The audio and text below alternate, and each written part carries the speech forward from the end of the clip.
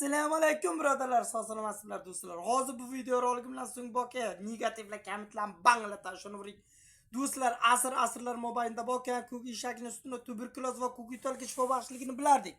Qarang, ertalab bitta natija keldi. Bu kishi 2 yoshli nevarasi, hozir 5 yosh bo'lgan ekan, bolacha. 2 yoshli nabirasini allergik astmasi bor ekan. Ishonasizmi yo'qmi? Eshak sutidan ichirgan ekanlar, butunlay tuzalib ketib, bolada hozir dam qismi ham yo'qmish, allergiya ham yo'qmish. Ben o'zim ham yoshligimda suhbatini ko'rganman. Katta bu tabobatchilikda eshak suti bilan tuberkuloz va ko'kitlarni davolash xususiyatlari ko'p ekan. Ey birodarlar, nima yo'qotasiz? O'zbekiston, Qoraqalpoq, Tojik, Qirg'iz, Turkman hamma joyda eshak qilyapti. Eshak toping, suyib yeyishga demayapman. Ayol eshak toping suti uchun, yo bo'lmasam ayol eshak borlardan sutini sotib oling kuniga.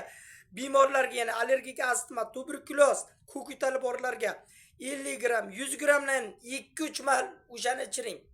Keraksa 1-2 mahal ichiring. Topgunizcha. Bamayli qudrat. Topkirizcha ichiring do'stlar. Keraksa bemorga aytmang nima ko'rayotganingizda.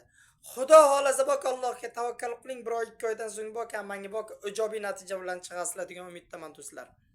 Yo'qotadigan narsangiz yo'q. Eshak suti juda ham ko'p xususiyatlarga ega ekan. Ustozlarimga bordim, hatto ular ham ishonmay qolishdi. To'g'risini aytasizlarki, shu darajada xususiyati ko'p ekanmi?